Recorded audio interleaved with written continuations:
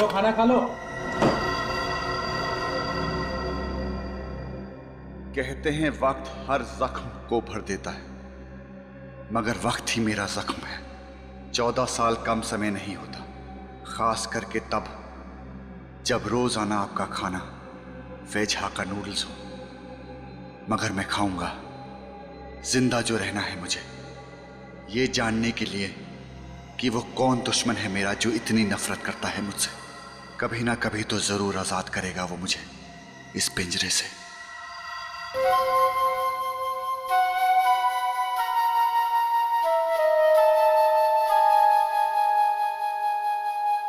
वही धुन फिर से।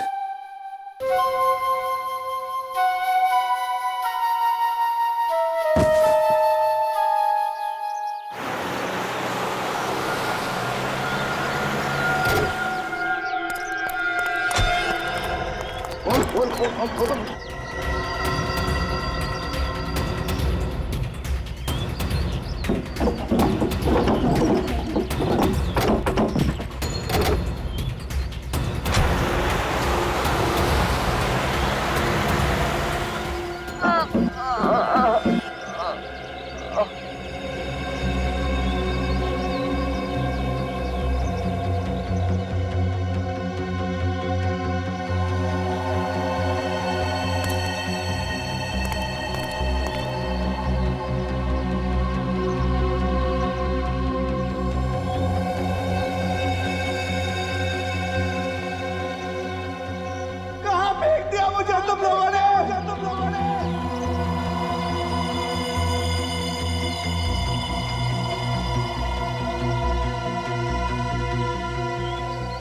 बंदूक?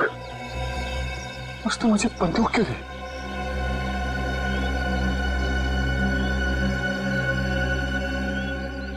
हजार के नोट? इतने सारे?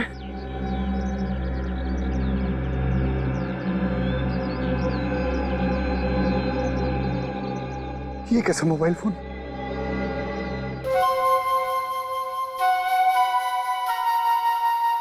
उसी का फोन होगा। हेलो हेलो, कहाँ हो तुम? परेशान होने की जरूरत नहीं है। मैं जानता हूँ तुम्हारे वक्त में मोबाइल फोन्स बहुत कम इस्तेमाल होते थे, और ये 1000 के नोट जो मैंने तुम्हें दिए हैं वो तो थे ही नहीं तुम्हारे जमाने में। कौन हो तुम? क्या फर्क पड़ता है कि मैं कौन हूँ? तुमने मुझे 14 साल उस कमरे में क्यों बंद कर रखा? मैं तुझे मिलना चाहता हूँ। मैं जानना चाहता हूँ कि मैंने क्या किया था। तुमने मुझे क्यों किडनैप किया? सब कुछ बहुत जल्द पता चल जाएगा। पैसे और गन तुम्हारी मदद करेंगे। मैं भी तुमसे मिलने के लिए बहुत बेताब हूँ। 3 दिन देता हूँ सिर्फ। 3 दिन में मुझ तक पहुँचो और मुझे खत्म कर दो। मार सको तो मार दो। मैं तुझे ढूंढ निकालूंगा। मैं तुझे नहीं छोड़ूंगा।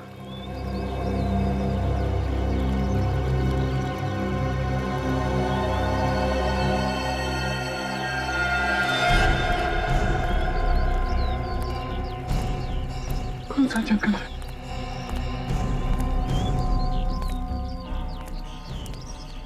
कौन सा जंगल है?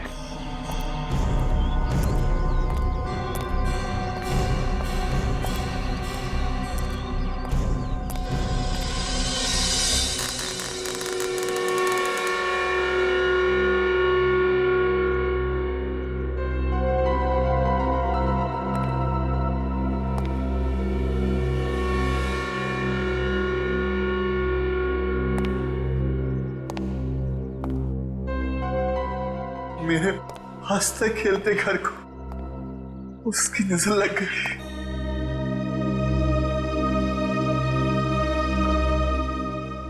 छोड़ूंगा नहीं मैं उसको।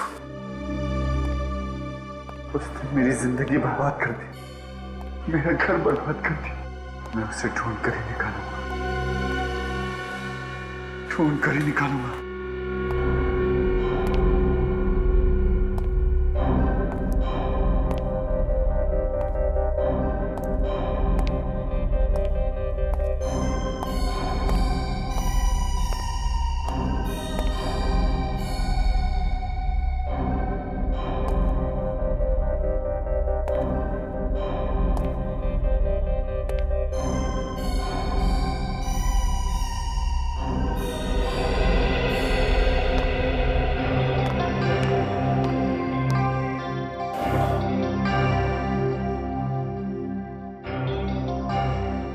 खूबसूरत है, मीरा को बहुत पसंद आएगा।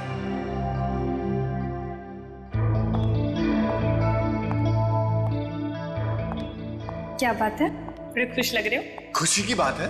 आखिर क्या बात है, हमें भी तो पता चले। बताता हूँ, थोड़ा सब्र करो। सब्र का फल मीठा होता है। कितना सुखी परिवार था हमारा। मेरी मीरा बेटी कैसी है, कितने खुश थे। अब तुम बाहर जाओ, मैं आता हूं।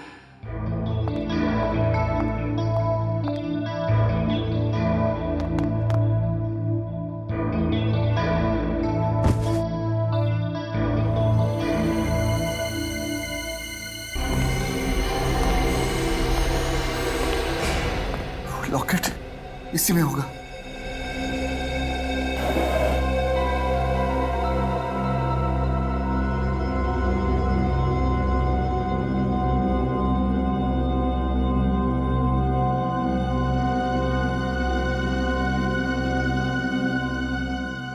इसे मैं अपने पास रख लेता हूं। इसमें एक डायरी होगी, इसमें हो गई ये रही।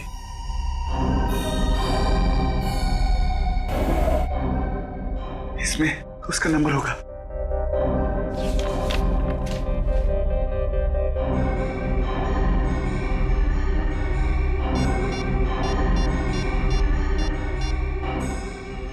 हेलो गिरीश, मैं देव। कहाँ है तू? कैसा है? कहाँ था इतने साल? गिरीश, मैं ये सब फोन पर नहीं बता सकता।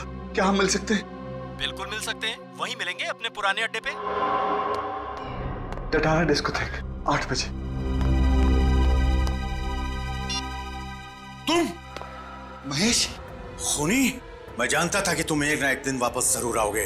तुमने क्या सोचा था कि 14 साल के बाद भागकर वापस आने पर तुम्हें मिलने वाली सजा से तुम बच जाओगे? मैंने कोई गुनाह नहीं किया। तुमने अपनी बीवी प्रिया का खून किया है। मैं अभी सीआईडी को फोन लगाता हूँ। सीआईडी को फोन मत करना। महेश, अरे सीआईडी को फोन मत करना। तुम्हारे पास बंदूक है तो मुझे फोन लगाना ही पड़ेगा।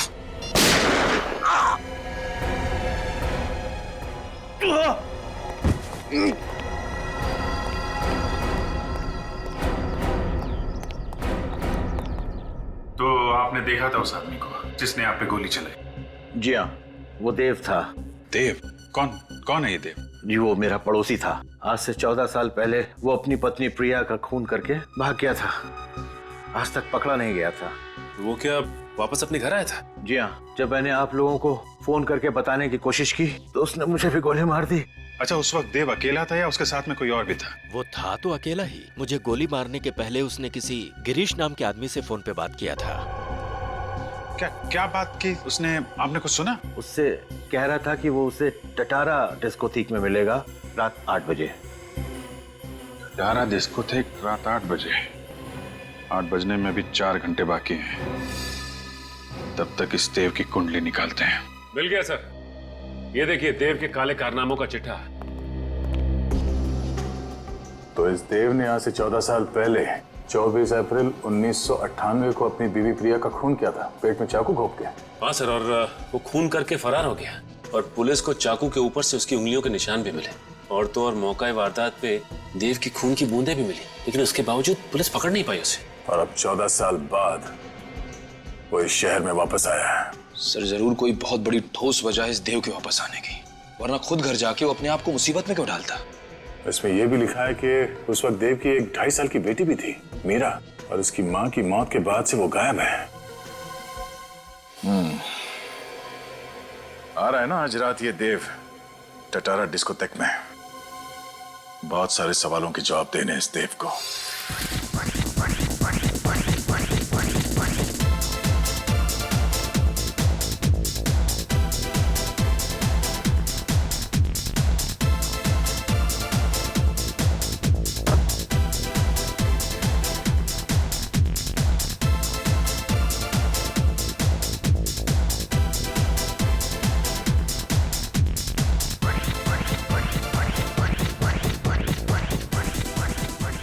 हाय हैंडसम, क्या मैं आपके लिए एक ड्रिंक खरीद सकती हूँ?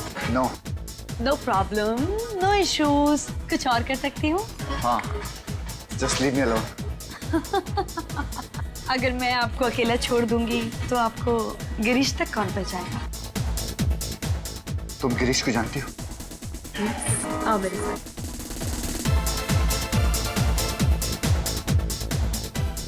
गिरीश, देखो तुमसे मिलने देव आया है। देव, हाय मैन। मेरे दोस्त कहाँ थे यार?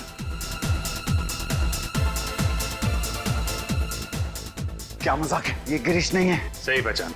मैं बाराती हूँ, तुम्हारी बारात में शामिल होने आया हूँ। देव, अरे मेरे दोस्त, यार मैं तुम्हें ढूंढ रहा था। कैसा है तू? हाँ, चल घर चले, मैंने तुमसे बहुत सारी बातें करनी है।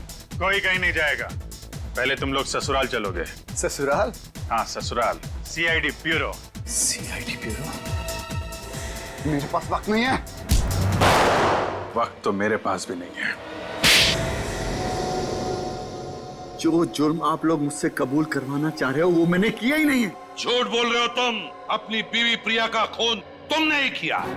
मैं तो उससे स्कूल के दिनों से ही प्यार करता था। स्कूल के दिनों से? मतलब तुम और प्रिया के एक ही स्कूल में पढ़ते थे? कौन से स्कूल में पढ़ते थे तुम? एक ही स्कूल में नहीं सर, मैं ग्रीन हॉर्न्स में था और वो एसके स्कूल में। मैं उससे जान से भी ज्यादा प्यार करता था। मैं उसका खून क्यों करूंगा? ये सच कह रहा है सर। आप? मेरा नाम गिरीश है, मैं देव का दोस्त हूँ। प्रिया भाभी और देव के प्यार की मिसाल तो हम सभी दोस्त दिया करते थे। अगर तुमने खून नहीं किया तो इतने साल तक कहाँ गायब रहे? पुलिस से डर के भाग क्यों रहते तुम? मैं नहीं भागा। तो क्या 14 साल से हिमालय में जाकर बैठे थे समाधि लगाकर? सर मैं किडनैप हो गया था। किडनैप? वो भी 14 साल के लिए? हाँ।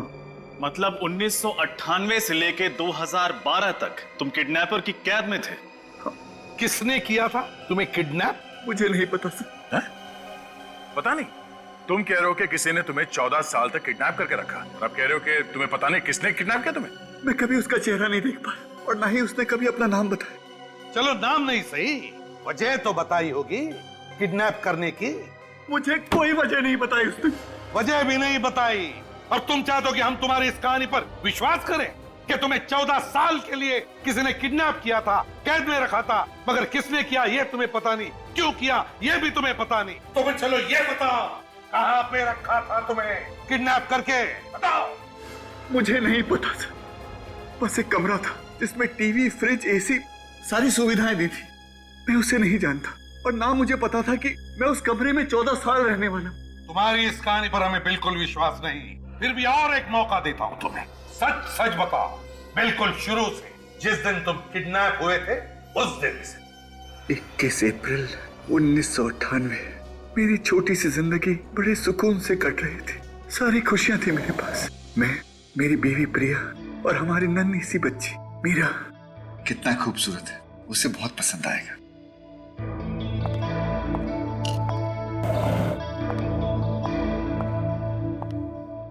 क्या बात है? बड़ी खुश लग रहे हो। खुशी की बात। आखिर क्या बात है, हमें भी तो पता चले। कुछ बात है ना, थोड़ा सब्र करना सीखो। सब्र का फल मीठा होता है। मेरी मीरा बेटी कैसी है?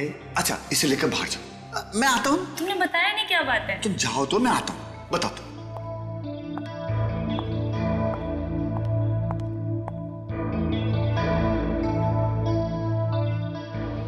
ये क्या हो रहा है? और फिर मैं बेहोश हो गया।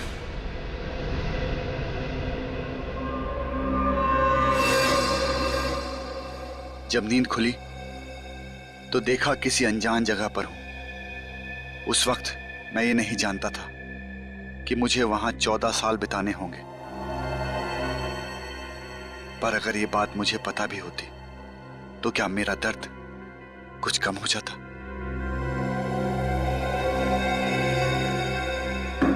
दरवाजा खोलो। मुझे अंदर क्यों बंद कर दिया? अरे कोई है? कोई सुन रहा है? मुझे अंदर क्यों बंद किया तुम लोगों ने?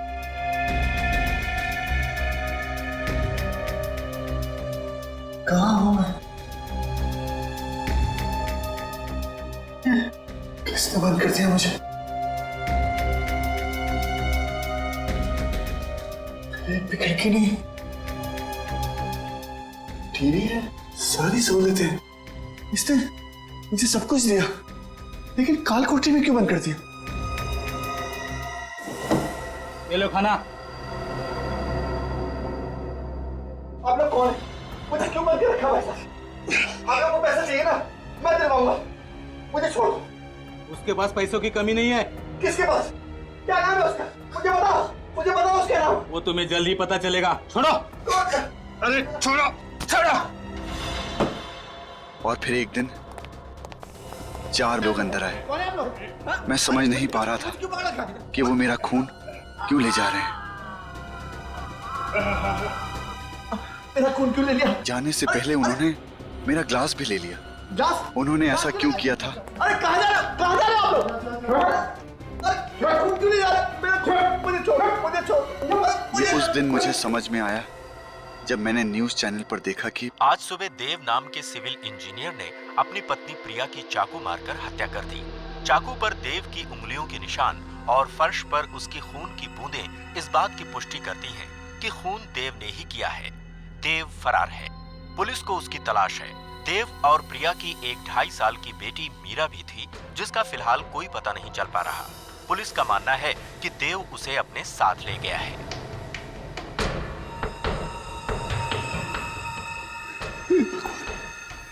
ये क्या हो गया? ये क्या हो गया?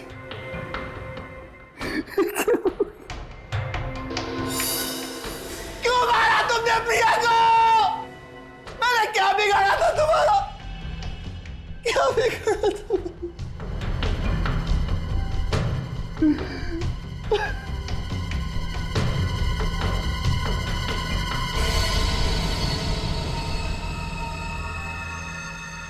मैं कैसे मार सकता हूँ इसको? मैं तो यहाँ हूँ। मैं फरार कैसे हो सकता? मैं तो प्रिया को बहुत प्यार करता था।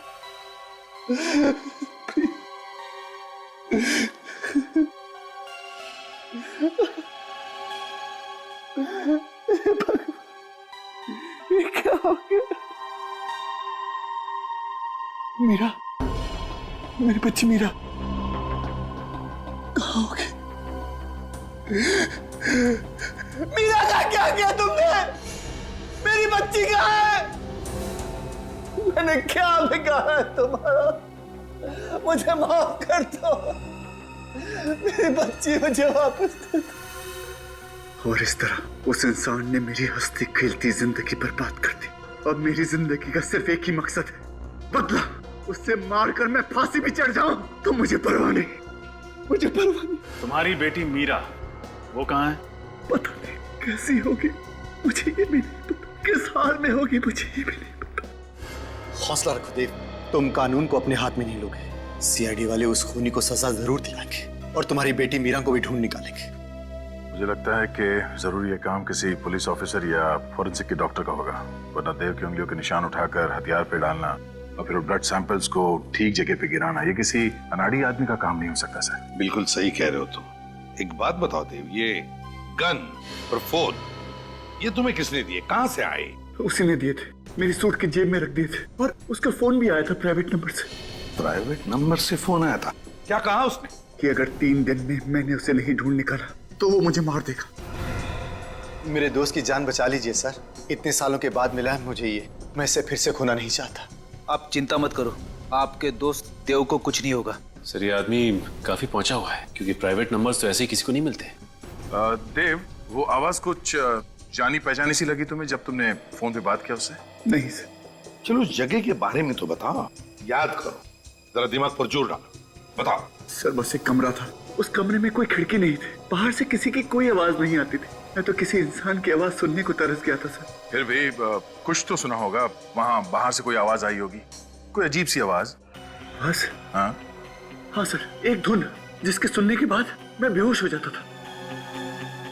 धुन सुनते थे और बेहोश हो जाते थे? जी सर। अच्छा, और कुछ? हाँ सर, हवाई जहाज उड़ने की आवाज दिन भर आया करती थी सर। हवाई जहाजों की आवाज है?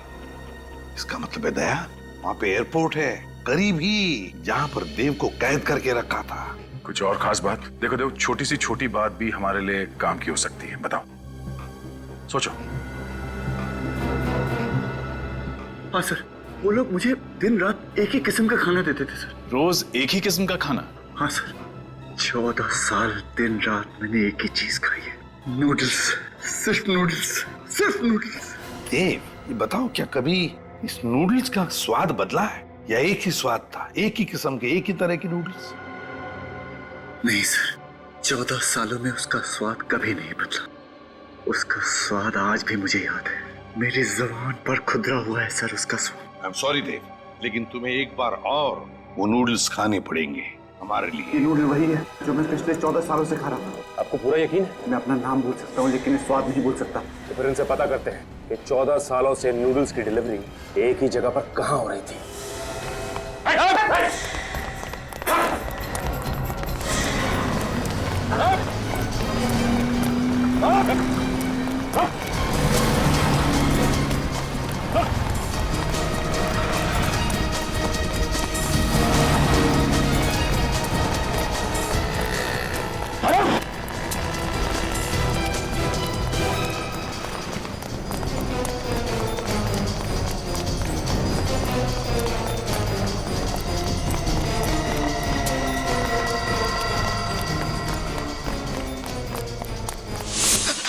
अरे बटलर, तुम यहाँ क्या कर रहे हो? मेरे पीछे वो सीआईडी। नहीं, नीचे।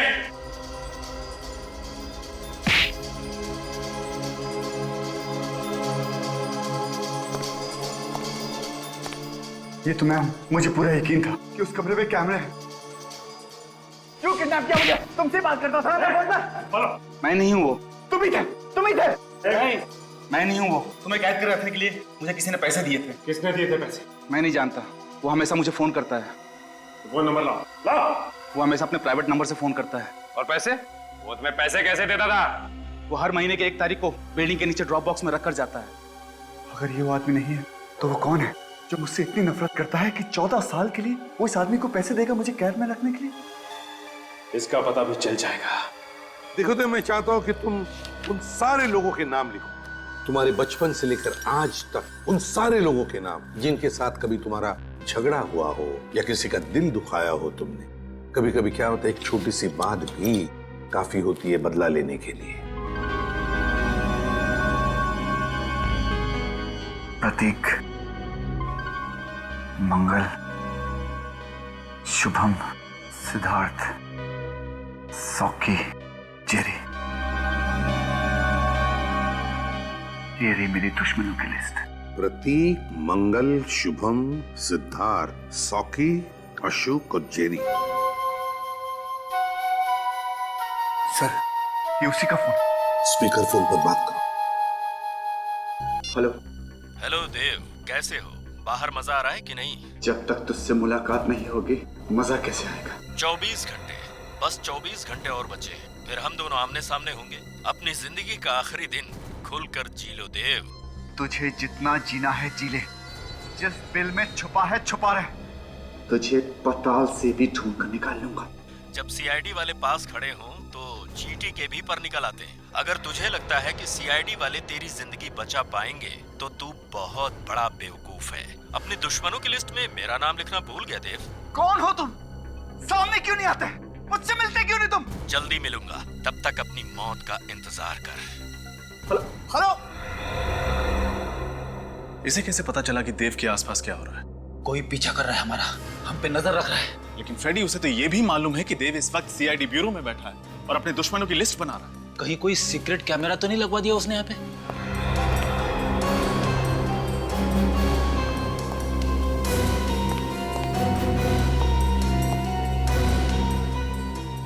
नहीं सर, यहाँ पे तो कोई कैमरा दिख नहीं रहा है। क्या मतलब सर?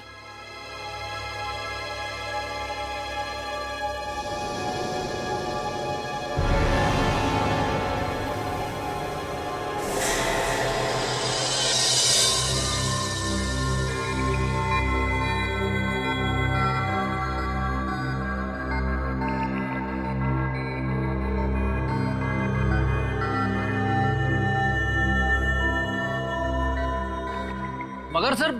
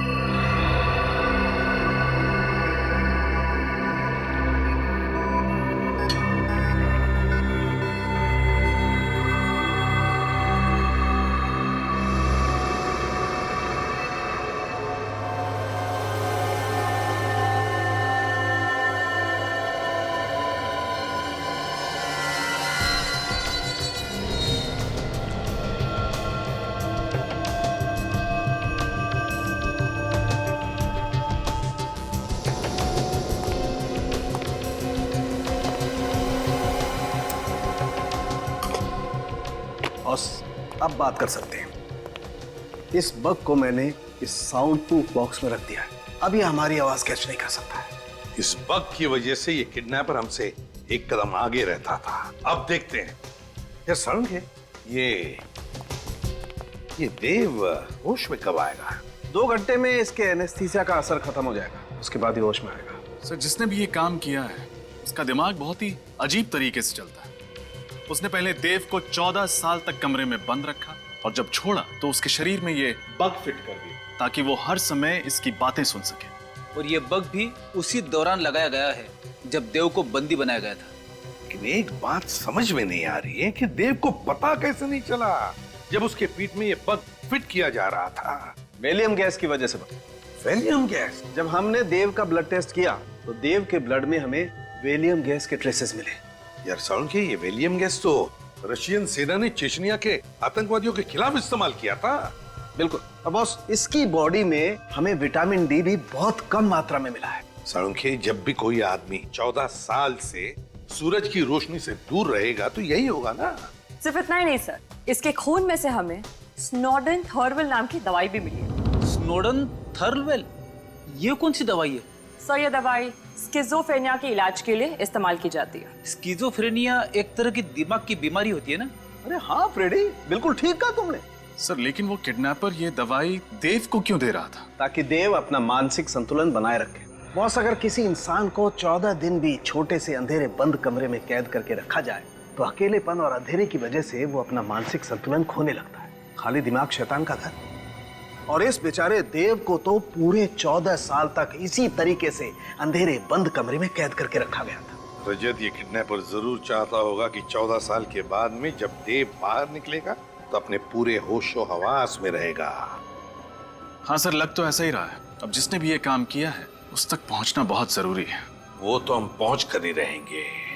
पहले पता लगाओ कि ये बग, ये चिप किसने बेची थी और किसे बेची थी। क्या तारीख बताई थी आपने? 2 सितंबर 2010 और उस बग का बैच नंबर है X91PXB4। X91PXB4, 2 सितंबर 2010। जी हाँ। ये बग दी थी हमने, यही नंबर था। ये बग किसको दी थी आपने? इंस्पेक्टर ऋषभ। इंस्पेक्टर ऋषभ? इस इंस्पेक्टर ऋषभ को 2 साल पहले सस्पेंड कर दिया गया था। मगर क्यों? कमिश्नर साहब ने इसको रिश्वत लेते हुए पकड़ लिया था। इस ऋषभ का एड्रेस चाहिए हमें। एड्रेस तो आपको मिल जाएगा, लेकिन इस मुलाकात की खबर किसी को भी नहीं होनी चाहिए। आप चिंता मत कीजिए। सर, हमें तो शुरू से ही शक था कि इस जुर्म में किसी पुलिस वाले या फिर किसी फोरेंसिक डॉक्टर का हाथ है। हाँ, लेकिन रजत, ये ऋषभ ही वो कड़ी है जो हमें देव के किडनैपर तक ले जा सकती है। लेकिन पुलिस वाला होने के बावजूद भी ऐसा गंदा काम। सर, कहीं ऐसा तो नहीं कि इसे पहले ही पता चल गया कि हम लोग यहाँ आ गए? एक काम करो, दरवाजा तोड़ दो। सर।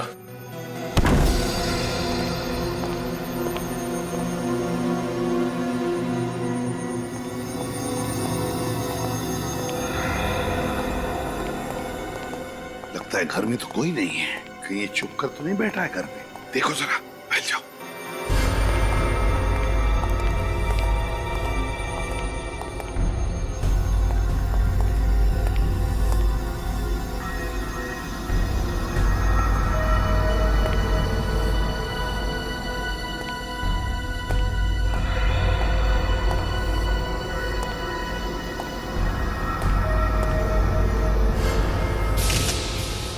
सर, हाँ,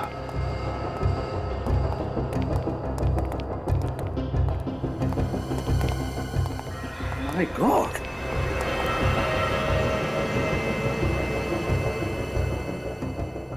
कहीं ये ऋषभ तो नहीं?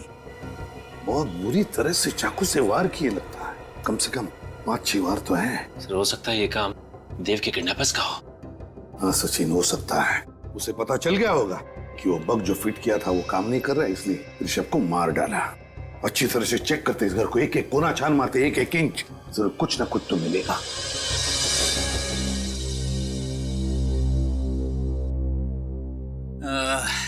ये रही मेरी अगली चाल। ये गया आपका प्यादा। फंस गए ना जाल में। 1, 2, 2.5 आपकी रानी गई। मैं तो अपनी रानी पहले खो चुका हूँ। आई एम सॉरी यार, मैं समझ सकता हूँ कि तुम्हारे दिल पे क्या बीत रही होगी।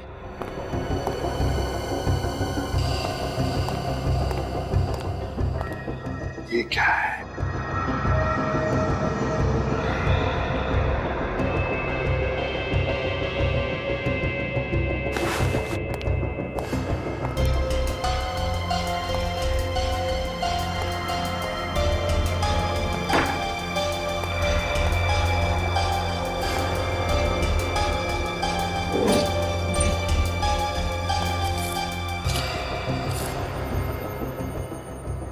Greenhouse school class of 1985 reunion. Rajat, Sachin, ये देखो क्या मिला। Green horn school class of 1985 reunion. Green horn school? इसका मतलब ऋषभ भी ग्रीन हॉर्न स्कूल में पढ़ता था? सिर्फ ऋषभ ही नहीं, देव भी इसी स्कूल में पढ़ता था। कहीं ऐसा तो नहीं कि ये खूनी, ये देव का दुश्मन भी इसी स्कूल में पढ़ता था? हाँ सर, हो सकता है, लेकिन सर इस देव ने कभी इस स्कूल में पढ़ने वाले किसी आदमी का जिक्र नहीं किया। वही तो, क्यों नहीं किया जिक्र? नहीं, कुछ तो गड़बड़ है। काम करो, इस देव से बात करो, फ्रेडी को फोन लगाओ और उससे पूछो कि याद करके बताए, अच्छी तरह से याद करके बताए कि क्या जब वो स्कूल में था तब उसकी किसी के साथ कोई दुश्मनी थी क्या? अब एक मिनट। Hello sir. हाँ फ्रेडी, देव तुम्हारे सामने। 1 मिनट के लिए भी मैंने अपनी आंखों से ओझल नहीं होने दिया देव को। मैं जानता हूँ सर, 3 दिन हो चुके हैं, देव की जान को खतरा है। अच्छा, देव से बात करो। देव, लाइट कैसे चली गई? बिजली का बिल तो भरा था ना मैंने। फ्रेडी, क्या हुआ?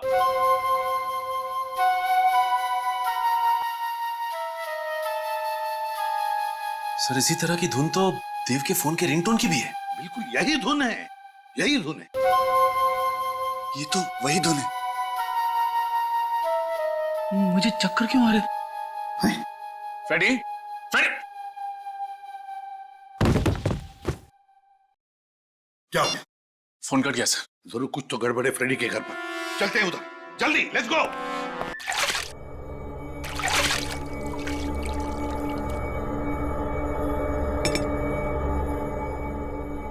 Good morning Dev uncle. कौन हो तुम? मैं आपको आजाद करने के लिए आई। जिस तरह से मेरे पापा ने आपको 14 साल की उम्र कैद से आजाद किया, वैसे ही मैं आपको इस दुनिया से आजाद करूंगी। कौन है तुम्हारे पापा? ये आप नहीं जान सकते। अपने सबसे बड़े दुश्मन का नाम जाने बगैर ही आप मर जाएंगे।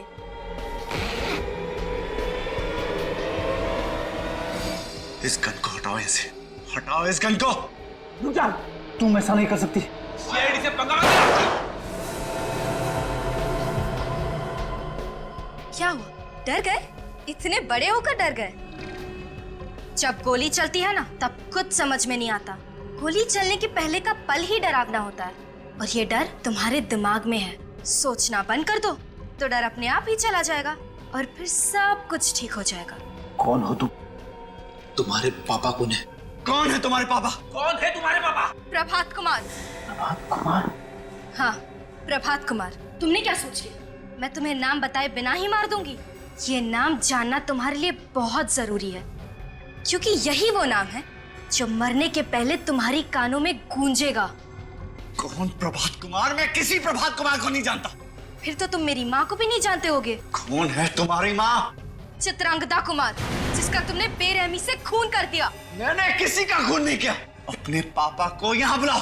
वो तुम्हारी वजह से पहले ही बहुत कुछ सह चुके हैं। उन्हें यहाँ बुलाने की कोई जरूरत नहीं है। बहुत बातें हो गई, अब तुम्हारे मरने का वक्त आ गया है।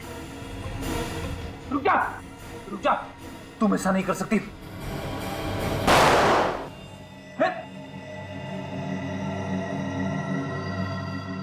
तुम इतने जल्दी नहीं मरोगे ना? ये लो। रुक जा।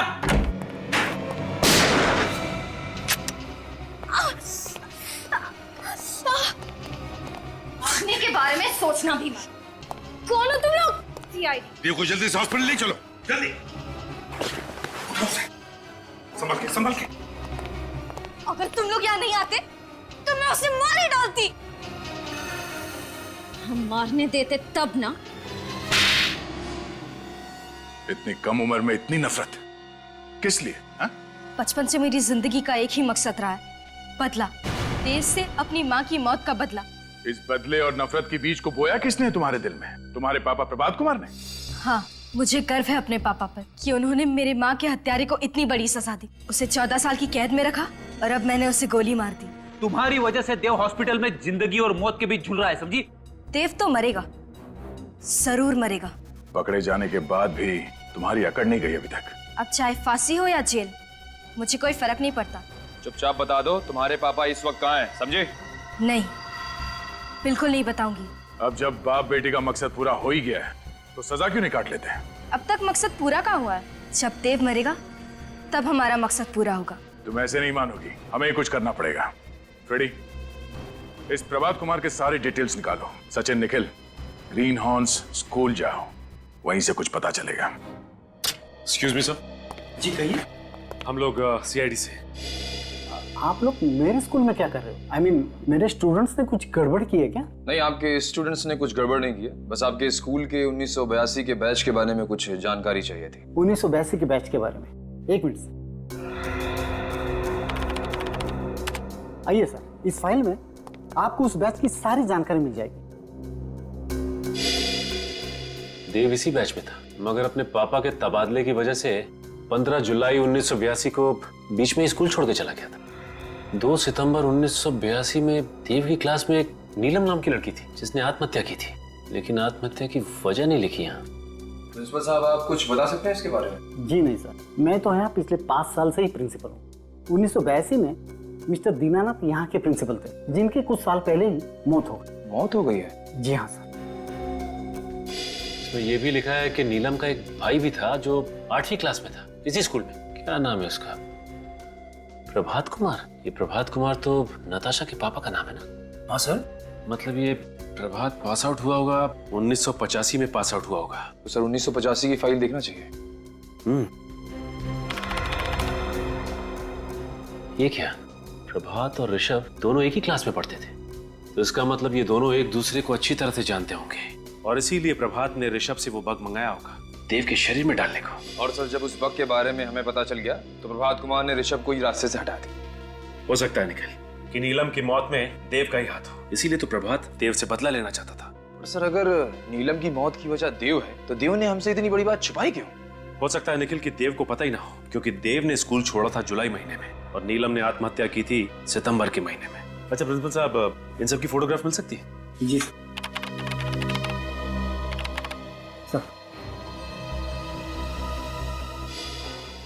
ये है देव और ये नीलम। तो सर इस फाइल में ऋषभ और प्रभात का भी फोटो होना चाहिए।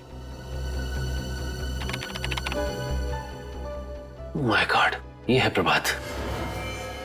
सर ये प्रभात कुमार है? हाँ निखिल, अब वक्त आ गया है इस खरगोश को बिल से निकालने का।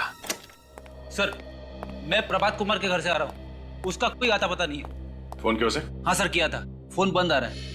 आप लोग कितनी भी कोशिश कर लीजिए, मेरे पापा तक कभी नहीं पहुंच पाओगे। सर, मैं ग्रीन हॉर्न स्कूल से आ रहा हूँ। ये देखिए सर, ये प्रिंट आउट।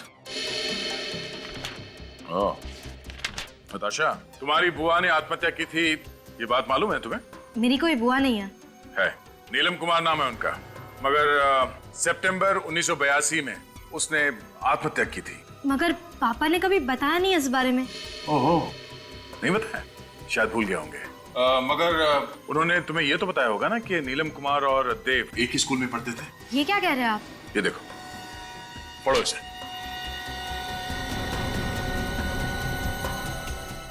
पापा ने इतनी सारी चीजें मुझसे छुपाई क्यों? तुम्हारे पापा ने तुम्हारा इस्तेमाल किया, तुम्हारी माँ की मौत का बदला लेने के लिए नहीं, बल्कि तुम्हारी बुआ की मौत का बदला लेने के लिए। ये सारे कागजात नकली है, आप लोग झूठ बोल रहे हैं ना? क्या नाम है तुम्हारी मम्मी का? चित्रंगदा कुमार ना? हाँ। कोई फोटो है उनकी तुम्हारे पास? नहीं, उन्होंने कभी मम्मी की फोटो नहीं दिखाई। चित्रंगदा कुमार नाम की कोई औरत होगी तो दिखाएंगे ना। ये आप क्या बकवास कर रहे हैं? कोई चित्रंगदा कुमार नहीं है, ये सिर्फ एक कहानी है, कहानी तुम्हारा इस्तेमाल करने की। ये झूठ है ना? तुम्हारे मम्मी पापा की शादी कब हुई थी? 25 फरवरी 1993। मैरिज रजिस्ट्रार के ऑफिस में गए थे हम, वहाँ पे भी कोई प्रभात कुमार और चित्रांगदा कुमार की शादी का रजिस्ट्रेशन नहीं किया गया है। ये नहीं हो सकता। अच्छा, ये बात है। आप लोगों को लगता है कि आप लोग मुझे इन सब बातों में फंसाकर उल्लू बनाओगे तो मैं आपको अपने पापा का पता बता दूंगी, है ना? मैं आपको अपने पापा का पता नहीं बताऊंगी। तुम्हारे पापा हैं कौन, ये पता भी है तुम्हें? क्या मतलब? दया, हमारा शक सही था। ये पढ़ो। ये क्या है? DNA report. तुम्हारी डीएनए रिपोर्ट मिस्टर देव के डीएनए रिपोर्ट से मैच करती है। मिस्टर देव तुम्हारे पापा हैं, तुम्हारे असली पापा, प्रभात कुमार नहीं। ये रिपोर्ट्स नकली है ना? ये सब झूठ है। आप लोग झूठ बोल रहे हैं ना? यही सच है। तुम्हारे गाल पे जब ये तिल देखा था हमने, हमें उस वक्त शक हुआ था कि शायद तुम मीरा हो, देव और प्रिया की बेटी। ये नहीं हो सकता। मीरा, तुम्हारी माँ का हत्यारा प्रभात कुमार है। उसी ने प्रिया को मारा और प्रिया के खून का इल्जाम देव के सर पे डाला और फिर एक बेटी के हाथों बाप को मरवा के बदला लेना चाहता था। ये नहीं हो सकता। इस प्रभात ने बड़ी लंबी प्लानिंग की थी। उसने सोचा कि एक बेटी से बाप का खून करवा दूंगा, इस तरह मीरा को फांसी हो जाएगी और देव का सारा खानदान खत्म। हे भगवान, ये मुझसे क्या हो गया? मैंने अपने हाथों से अपने पापा पर गोली चला दी। ये क्या कर दिया मैंने? मैं प्रभात कुमार को नहीं छोड़ूंगी, मार डालूंगी उसे। मीरा, प्रभात कुमार के पापों की सजा कानून देगा उसे। तुम हमें सिर्फ ये बताओ कि वो है कहाँ।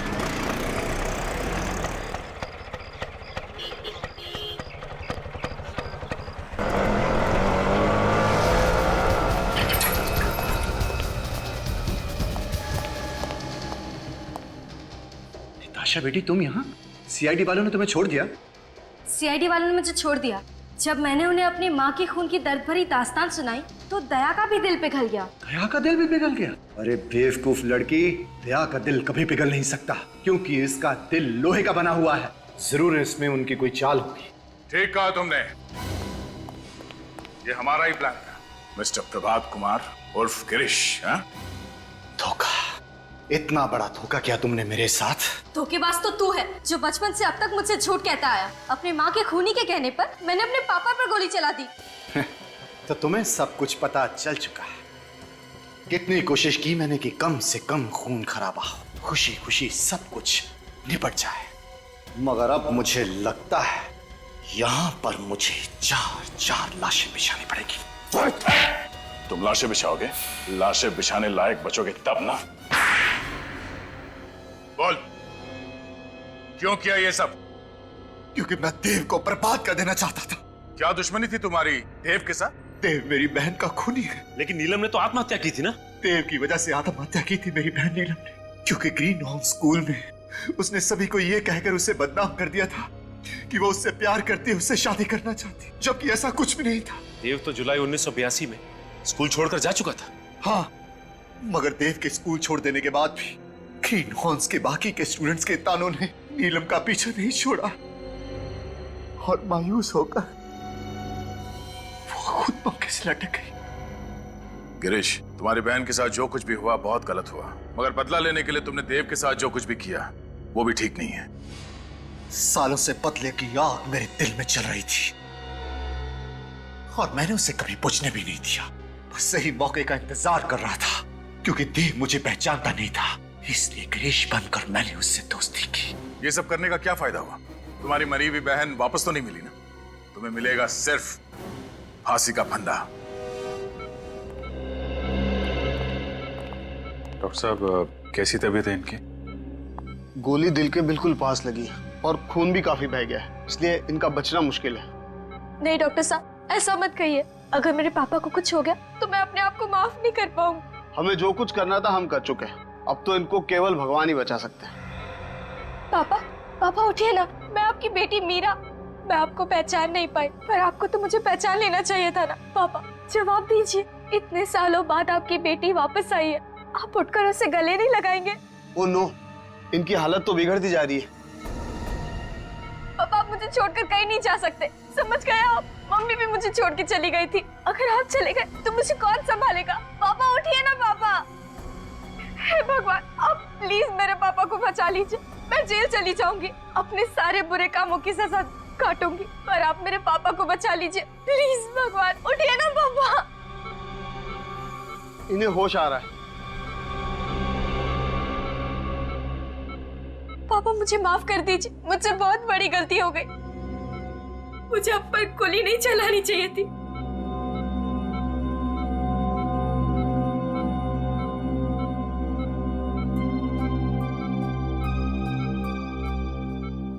चौदह सालों से मैंने रखा हुआ था,